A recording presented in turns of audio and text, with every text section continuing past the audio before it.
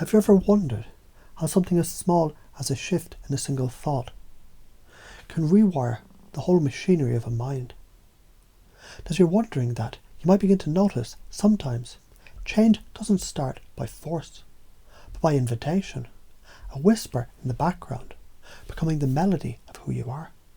Because what if every time you heard a voice inside you say, "I must be perfect to be loved," you realised it was just a younger belief, waiting to be upgraded? And what happens when a belief becomes obsolete? You upgrade the system. You rewrite the code. You reboot the machine while it keeps running. And it runs smoother, lighter, more powerful than before. And maybe you already know what that feels like. To start forgetting what used to hold you back. And start remembering what it feels like.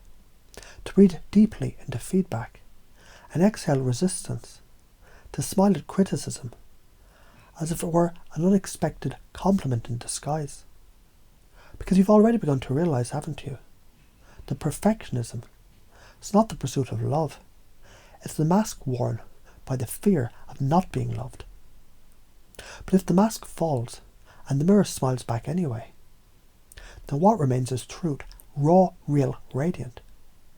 And from that space, growth isn't pressure, it's pleasure.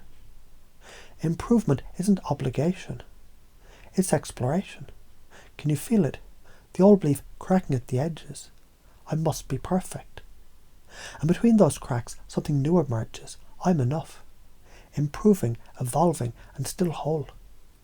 Because let me ask you this. What's more powerful? The one who avoids failure, or the one who learns from it, laughs with it, leads because of it? What if criticism is just clarity delivered in disguise? What if every sharp word from the outside was really just a reflection of someone else's confusion, and your reaction was never about them? Because feedback is not an enemy, it's a gift, wrapped in discomfort, opened with grace. And maybe you're curious now how your unconscious mind already knows how to receive without resistance, to relax and absorb like soil soaks the rain. Because every cell in your body has started listening, every neuron rewiring, every habit reconsidering, every old belief fading like footprints in water. Isn't that interesting? The more you try to hold on to needing approval, the less of it you feel. But the more you let go, the more love finds you. Because people respond not to your perfection, but to your presence.